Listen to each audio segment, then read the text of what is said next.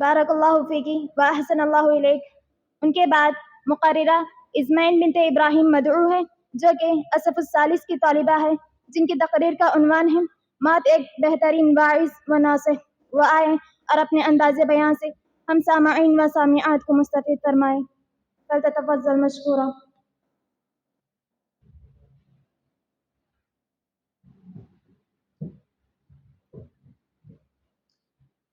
السلام علیکم ورحمۃ اللہ وبرکاتہ۔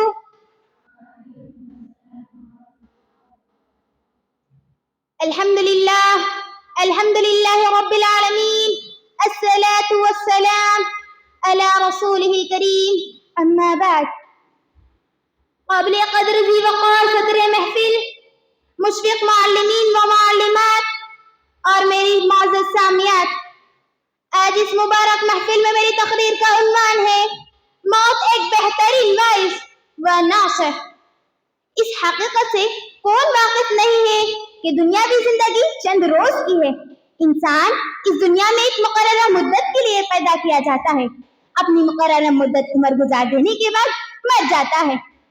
انسانی دنیاوی زندگی کی کیا حیثیت ہے، اس کے بارے میں اللہ تعالیٰ سورہ عنکبوت آیت نمبر 64 میں ارشاد فرماتا ہے وَمَا هَذِهِ الْحَيَاةُ الدُّنْيَا إِلَّا لَهْوٌ وَلَعِبٌ وَإِنَّ الدَّارَ الْآخِرَةَ لَهِيَ الْحَيَوَانُ۔ یہ دنیا کی زندگی کچھ نہیں ہے مگر ایک کھیل اور دل کا بہلاوا۔ اصل زندگی کا گھر تو آخرت کا گھر ہے جس کی حد کبھی ختم نہیں ہوگی۔ معزز سامعین و سامعات، موت سے انسانی زندگی کا خاتمہ ہوتا ہے۔ قدرت کا وہ قانون ہے جس سے کوئی فرار نہیں ہو سکتا، جس سے کوئی بچ نہیں سکتا، جس سے کوئی بھاگ نہیں سکتا، چاہے وہ نبی ہو یا رسول، عالم ہو یا جاہل، آقا ہو یا غلام، ہر ایک کو موت کا مزہ چکھنا ہے۔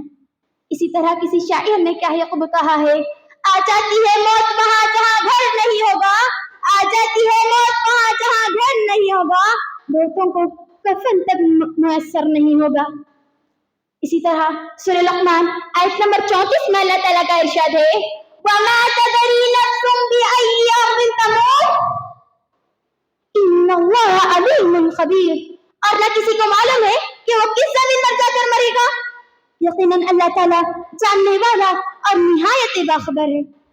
معزز سامعین و سامعات، موت کو ہر دم یاد رکھنا چاہیے، اس سے کبھی بھی غافل نہیں ہونا چاہیے۔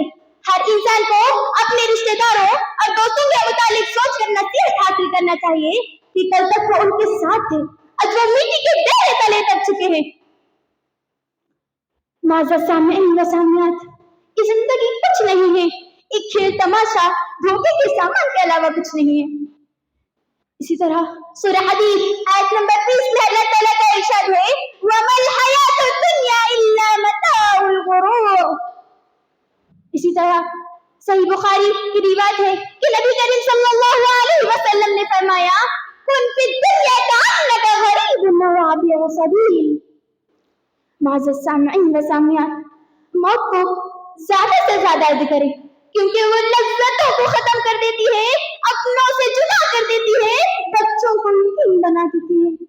موت کے بعد آنے والے مراحل انتہائی سخت اور خطیر ہوتی ہیں۔ اس لیے سچا مومن وہ ہے جب بھی وہ موت اور خبر کا تصور اپنے ذہن میں لاتا ہے اس کے رونگٹے کھڑے ہو جاتے ہیں اور اس کے خوف کے مارے وہ کانپ اٹھتا ہے۔ معزز سامعین و سامعات، آج کل کے لوگ تو یہ سمجھ کر بیٹھے ہیں کہ موت جوانی میں نہیں بلکہ بڑھاپے میں آتی ہے، اور یہی سمجھ کر وہ موت سے غافل ہوتے جا رہے ہیں۔ معزز سامعین و سامعات، آپ صلی اللہ علیہ وسلم کی وفات کے وقت آپ صلی اللہ علیہ وسلم نے اپنے دونوں ہاتھوں کو اٹھایا اللہم برفیق الاعلی کہا، یہاں تک کہ آپ صلی اللہ علیہ وسلم کی روح قبض کر لی گئی اور ان کے ہاتھ ڈھل پڑے۔ اے غافل انسانوں، ذرا سوچئے تو صحیح، آپ صلی اللہ علیہ وسلم کی حالت تھی تو میری اور آپ کی کیا حالت ہوگی؟ اگر پیغمبروں کے سردار آپ صلی اللہ علیہ وسلم کو موت کی سختیوں کا احساس ہو رہا تھا تو کوئی انسان کیوں کر ان موت کی سختیوں سے محفوظ رہ سکتا ہے؟ اسی طرح صحیح مسلم کی روایت ہے کہ نبی کریم صلی اللہ علیہ وسلم نے فرمایا میت کے ساتھ 3 چیزیں جاتی ہیں، 2 चीजें वापस लौटाती है और 1 चीज बाकी रहती है। पहला उसका माल, जिसकी वजह से आज हमने अल्लाह को भुला दिया। न नमाज पढ़ने के लिए वक्त है, न कुरान की तिलावत करने के लिए वक्त है। माल माल माल, ये माल छीन लिया जाएगा। दूसरा उसके अहल अयाल। माज़ सामियात, कान लगा कर सुन लीजिए, ये भी हमारे साथ नहीं रहेंगे। किसी की माँ, किसी का बाप, किसी का भाई, किसी की बहन कब्र में नहीं उतरेंगे। जितने भी मोहब्बत करने वाले होंगे सबसे पहले कब्र में डालकर मिट्टी डाल देंगे। माज़ सामियात, आज अल्लाह से दूरी का सबब ये माल और ये अयाल है। अल्लाह की कसम, ये माल भी हमें छोड़कर चले जाएगा, ये है अहल अयाल भी हमें छोड़कर चले जाएंगे। एक चीज ऐसी है जो किसी को तन्हा नहीं छोड़ती। क्या है वो जानते हैं? आपके और मेरे नेक आमाल है। सुनन तिरमिज़ी की रिवायत है कि नबी करीम सल्लल्लाहु अलैहि वसल्लम ने फरमाया, होशियार और अक्लमंद वो है जो अपने नफ्स को काबू में किया और मौत के बाद आने वाली जिंदगी को संवारने में लग गया। तो मेरी प्यारी बहनों, ये दुनिया की जिंदगी कुछ नहीं है, आखिरत की तैयारी कर लीजिए। अफसोस का मकाम है, आज हमने फिक्र आखिरत को छोड़ दिया और ज्यादा से ज्यादा दुनिया को बटोरने में लग गए। हालांकि हमें चाहिए कि हम दुनिया में रहकर अमल सालिह करें ताकि मौत के बाद आने वाली जिंदगी में कामयाबी हासिल कर सके। खुलासा कलाम यही है कि हम तमाम को मौत को कसरत से याद करना चाहिए और अमल सालिह करते हुए अपनी जिंदगी गुजारना चाहिए। कहीं ऐसा ना हो कि हमारी तैयारी से पहले हमें मौत आ पकड़े। आखिर में अल्लाह रब्बुल आलमीन से दुआ गो कि रब्बुल आलमीन हम तमाम को जन्नतुल फिरदौस में आला से आला मकाम अता फरमाए। अल्लाह हम तमाम को मौत की सख्तियों से महफूज रख। या अल्लाह हम तमाम को मौत के बाद आने वाले मराहिल में कामयाबी नसीब अता फरमा।